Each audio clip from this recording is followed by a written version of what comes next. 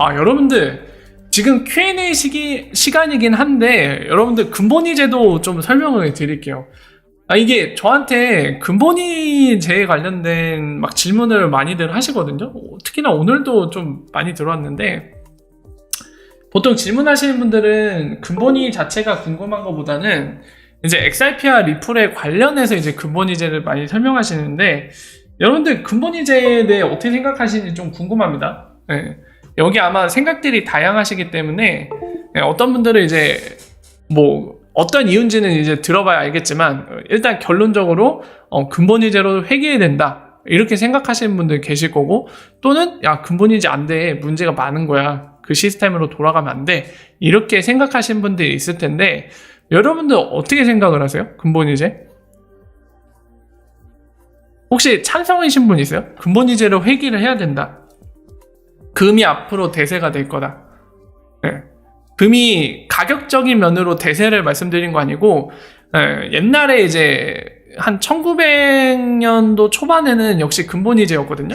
영국이 한창 잡고 있을 때 세계 경제를, 그때는 근본이제였어요. 대부분 국가들이 그때처럼 돌아가야 된다.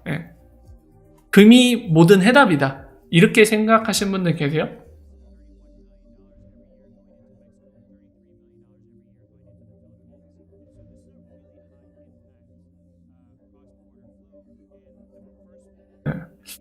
생각보다 없으신 것 같습니다. 아니면 뭐 부끄러워서, 의견을 밝히기가 좀 힘들어서, 뭐 얘기 안 하시는 분도 계시겠지만, 일단은 지금 얘기하시는 분들 중에서는 없는 것 같아요. 자, 여러분들께 좀 말씀드리고 싶은 거는, 근본이 찬성 또는 반대, 이거 자체가 뭐 옳고 그른 시비 문제는 아니기 때문에, 생각은 자유입니다. 생각은 자유인데, 제가 어떤 부분을 말씀드리고 싶냐면, 근본이제로 돌아가게 되면, 옛날에 근본이제일 때를 이제 실제했었으니까, 그 시기가 실제했기 때문에 그때를 통해서 몇 가지 팩터들을 말씀드리면, 근본이제 때 그걸 썼어요. 고정환율제도. 근본일 때. 애초에 그 통화 발행하는 것 자체도 이제 금에다가 연동시켜서 하는 거잖아요. 그러니까 통화량 조절 자체를 마음대로 못 합니다. 중앙은행들이 본인들이 보유하고 있는 금을 토대로 통화 발행을 하는 거거든요. 컨트롤이 안 돼요, 근본이제는. 그러다 보니까 이제 그런 상황에서 세계 각국, 그리고 세계 경제가 움직이다 보니까 그때 같이 썼던 게 바로 고정환율 제도예요. 여러분들, 제가 고정환율 제도로 얘기하는 즉시 뭔가 느낌이 오지 않습니까? XRP가 할 게 있을 것 같습니까? 그 안에서? 사실 환율 제도 변동이, 변화하는 환율, 경제 흐름에 따라, 각국의 상황에 따라, 그리고 각국이 짜는 통화 정책에 따라 화폐 가치가 떨어지기도 하고 올라가기도 하고, 이런 변동이 생기는 것 때문에 오늘날에 이 국경을 뛰어넘는 지불을 할 때 비율이 생기는 거기도 하지만, 그 문제를 해결하기에 존재하는 게 바로 XRP고, 그 문제 해결을 브릿지로 하겠다는 거거든요. 블록체인이란 신기술 바탕으로. 근데 근본이제 찬성을 하시는데 XRP도 잘 되기를 바라신다? 굉장히 이율 배반적입니다. 그거는 아셔야 돼요, 명확히. 나는 근본이제를 찬성해, 그렇게 됐으면 좋겠어 하시는데 XRP도 잘 됐으면 좋겠어. 이거는 뭔가 앞뒤가 안 맞아요. 굉장히 안 맞는 얘기입니다. 그거는 명확히 아셔야 돼요. 근본이 찬성 자체는 오해가 있을까봐 다시 말씀드리지만, 잘못된 생각이 아니에요. 누구나 생각이 다를 수도 있는 부분이고, 그게 옳고 그름, 선과 악을 구분하는 문제가 아닙니다. 그렇기 때문에 찬성해도 되고 반대도 되지만, 확실한 거는 근본이제로 돌아가면 고정환율제가 될 가능성이 높고요. 그러면 XRP가 할 게 없어요. 할 게 확 없어집니다. XRP가 같이 함께 갈 수 있을까요? 근본이제랑? 힘듭니다. 굉장히 힘들어요. 그렇기 때문에 혹시나 여러분들, 아마 암호화폐 관련된 이제 설명을 하는 이제 유튜버들이나 이제 블로그 하시는 분들이 이제 아무래도 세계 경제를 많이 엮어서 얘기를 하는데, 적어도 우리 흑우가 되면 안 되잖아요. 누군가가 막 근본이제에 대해 막 되게 좋게 얘기하면서 XRP도 같이 함께 갑시다 이런 얘기를 하면은 뭔가 굉장히 잘못된 얘기예요. 그런 거에 혹하시면 안 됩니다. 무슨 의미인지 아시겠죠? 약간 이 느낌이에요. 나는 한국이랑 일본이랑 축구를 해요. 축구 경기를 하는데 한국도 이겼으면 좋겠고 일본도 이겼으면 좋겠다 이 얘기를 하는 거랑 똑같아요. 둘 다 이길 수 있는 경기는 절대 나올 수 없습니다. 비기지 않는 이상. 비기는 게 나올 수도 있겠죠. 네, 비기는 것보다 우리가 이기길 원하는 XRP가 이기는 게 가장 좋은 케이스죠. 네. 차라리 양자택일을 하는 게 낫습니다. 네. 뭔가 되게 논리적으로 굉장히 잘못된 그림이기 때문에 그런 얘기 현혹되지 마세요. 네. 그리고 이건 정말 죄송한 얘기인데, 그분들한테 죄송한 얘기인데, 저 같은 사람이나 그분들이나 세계 경제를 제대로 알겠습니까? 전문가가 아닌데. 네. 그 말하는 사람의 전문성에 기인을 해서 여러분들 판단을 잘 하세요. 제가 세계 경제 얘기를 안 하는 이유가 매번 말씀드리지만, 제가 경제 전문가는 아니에요. 네. 제가 이제 정보보안 전문가로서 이제 그 기술에 기반이 되는 게 바로 그 기반으로 만들어진 게 블록체인이기 때문에 잘 아는 거고, 이거에 대해 궁금해서 제가 열심히 파다 보니까 리프사의 비즈니스가 어떻게 엮여 있는지, 어떤 구조를 갖고 있는지, 그리고 XRP는 아까 말씀드린 것처럼 제가 잘 아는 분야니까, 그러니까 잘 이해가 돼서 잘 알기 때문에 제가 그건 말씀을 드리지만, 아는 거기 때문에요. 저는 죽어도 모르는 거는 모른다고 얘기를 하잖아요. 그게 맞아요, 여러분들. 그 인터넷 세상에서 열심히 떠들고 계신 분들이 세계 경제에 대해 얼마나 박식한 지식을 갖고 계시겠습니까? 물론 이제 일부는 잘 아는 부분이 있을 수도 있겠죠. 네, 그런 건 얘기해도 되는데, 뭔가 뭐라 해야 될까, 예언하는 것처럼 얘기하는 건 항상 조심하세요. 네, 전문성도 없는데 미래를 예언을 한다? 그건 진짜 어불성설이에요. 그러니까 그런 거는 항상 조심하십시오. 네, 적당히 걸러서 들을 줄 아는 그런 스킬도 필요한 세상이라고 저는 생각이 되어집니다. 왜냐하면 정보가 힘이기 때문에. 정보가 힘이기 때문에 많은 정보를 취득하는 건 분명히 방향도 옳고 굉장히 좋은 일입니다. 본인 개발을 위해 좋은 일이지만, 그 정보 중에 약간 맞지 않는 정보도 있죠. 거짓된 정보. 사실 그건 정보라고 일컫기도 힘든 거예요. 정보가 아니라. 정남리님 후원 50원 감사합니다. 아우, 공란님 후원 50원 감사합니다. 왜 자꾸 50원이라고 표현을 해주지?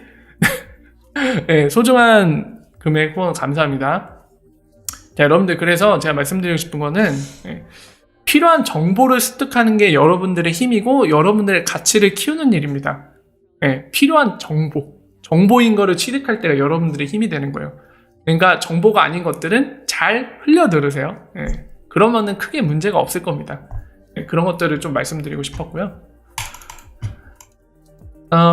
근본이 얘기가 나왔으니까 제가 몇 가지만 설명을 드릴게요. 여러분들, 브렌튼 우드라고 제가 말씀드린 적 있죠. 그 세계 정상국가들이 서로 협의를 한 적이 있어요. 협의를 했는데 결국 그게 무너졌는데, 언제 무너졌냐면, 시기가 제가 정확히 기억 안 나는데 아마 이때쯤일 겁니다. 1960년에서 70년 사이인데, 당시에 미국도 근본이었어요. 그러니까 미국이 달러 발행을, 그 가치를 보증해주는 거는 보유한 금으로 했습니다. 근데 이 미국 달러가 워낙 세계에서 많이 먹히다 보니까 달러를 해서도 많이 가져간 거예요. 근데 이게 어느 순간에 본인들이 갖고 있는 금가치, 본인들이 갖고 있는 총 금가치보다 달러가 더 많아지게 된 거예요. 그래서 이때부터 문제가 생긴 거를 감지를 하고, 미국에서 폐지를 해버렸습니다. 더 이상 유지가 안 되기 때문에. 여러분들, 이 금이랑 이제 법정통화 발행량이랑 연동시키면 어떤 문제가 생기냐면요, 오늘날처럼 통화정책을 통해서 조절이 불가능해요. 예를 들게요. 여러분들 미국이 계속 적자나고 있잖아요. 적자나고 있는데 만약에 지금도 근본위를 유지하고 있다, 그럼 어떤 일이 발생할 것 같습니까? 미국에 있는 금이 유출이 돼요. 해외로 계속. 결국에 그렇게 될 수밖에 없어요. 국제수지 적자가 계속 난다는 거는. 그러면은 자동으로 긴축이 돼버리는 거예요. 그럼 어떤 일이 일어나나요?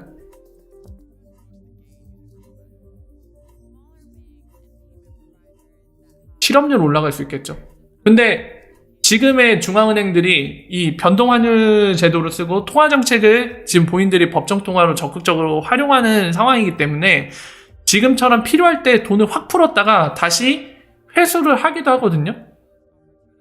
회수를 하기도 하는데 이런 국제수지 적자 때문에 발생하는 긴축 상황, 여기에 대해서 본인들이 통화 정책을 뭔가 뭐라 해야 될까요? 적극적으로 액션을 취할 수 있는 부분이 없어지기 때문에 거기에 대해서 대응을 할 수가 없어요. 그냥 국제수지 흑자로 돌려놔야 돼요, 어떻게든. 네, 밸런스 맞추기에 뭔가 중앙은행이 역할을 할 수가 없습니다. 물론 이제 반대 의견도 있어요. 네, 뭐가 맞다라는 건 말씀드리고 싶은 건 아니고, 그러니까 이 서로의 입장, 서로가 주장하는 장단점에 대해서 근본이제 관련돼서 찬성하는 쪽과 반대하는 쪽의 장단점 설명하면은 반대하는 쪽이 주로 하는 얘기는 그겁니다. 법정 앞에 최고의 사기 아니냐. 뭐 그냥 근본도 없이 중앙은행들이 막 찍어서 발행해서 막 하는데 특히 이 중에서도 미국이 제일 많이 까이죠. 왜냐면은 미국 달러는 여러 곳에서 수요가 있기 때문에 그냥 미국 달러를 찍는데 들어가는 돈만 소모될 뿐이고 나머지 차익은 미국이 돈을 버는 것처럼 보일 수 있잖아요. 그래서 최고의 사기다, 최고의 스캠이다 이렇게 얘기하면서 이런 이유 때문에 근본위를 주장을 합니다. 근본위 돌아가면 야 달러 마음대로 못 찍어내잖아. 그리고 다른 중앙은행들도 마찬가지고 이런 포인트들 때문에 그런 주장들을 하는데 뭐 그거는 맞아요. 통화량을 근본 없이 막 무제한으로 찍게끔 못하게 할 수 있습니다. 하지만 단점도 분명히 존재하는 거 일장일단이 항상 있습니다. 저는 경제는 밸런스라고 생각을 해요. 밸런스를 잘 맞추는 게 경제를 잘하는 거라고 생각을 하고 많은 경제학자들도 그 부분에 대해 동의하는 부분이거든요. 통화를 막 찍어내서 뿌린다고 해서 경제가 잘 굴러가냐? 그렇지 않죠. 그게 필요할 때 적절하게 찍어서 뿌리는 게 잘하는 거죠. 그리고 반대가 필요할 때, 긴축할 때, 그러니까 긴축이 필요할 때는 필요한 만큼만 긴축시켜서 그렇게 정책을 운영해 나갈 때 적절하게 하는 게 실업률이나 뭐 여러 가지 파생되는 문제, 뭐 인플레이션이나 디플레이션 이런 거 발생시키지 않고 적당한 수준으로 경제 성장을 계속 이뤄내는 거. 그거는 밸런스를 맞췄을 때 가능한 걸로 보이거든요. 물론 이제 여러 가지 변수들이 많겠죠. 굉장히 복합적으로 연계되어 있는 게 뭐 단일 국가도 아니고 세계의 경제에 있어서 여러 나라들 있고 각 국가마다 상황이 다르죠. 우리나라 같은 경우는 약간 수출 위주로 진행하는 나라죠. 자원이 있는 게 아니기 때문에. 그러니까 뭐 어떤 나라는 그냥 석유가 막 쏟아져 나와서 그걸로 대부분 운영하는 나라도 있을 테고 상황이 다르기 때문에 이거 일반적으로 적용하기 힘들겠지만 아까 말씀드린 거 경제학자들도 공통으로 동의하는 명제 밸런스 그게 가장 중요한 거죠. 그래서 근본이 관련된 것도 사실 그렇게 봐야 될 것 같아요. 뭐가 절대적으로 옳다 틀리다 라고 얘기할 문제는 아닌 것 같습니다. 결국에 이 선택에 따른 결과 뭐가 옳았는지는 결국에 시간이 말해줄 문제겠죠. 아무튼 뭐 이제 근본이 얘기 많이 나와갖고 얘기를 했는데 그렇습니다. 적어도 뭔가 이제 근본이라던가 뭐 여러 가지 얘기 나올 때 이제 우리는 이제 리플과 XRP에 관심이 많은 사람들이잖아요. 그 미래가 어떻게 될지 성공을 할지 실패를 할지 이런 관심을 갖고 있는 사람들이기 때문에 적어도 그 관점에서 볼 때 근본위 제도는 약간 이거라는 걸 좀 아셨으면 좋겠어서 그래서 좀 설명을 드렸어요.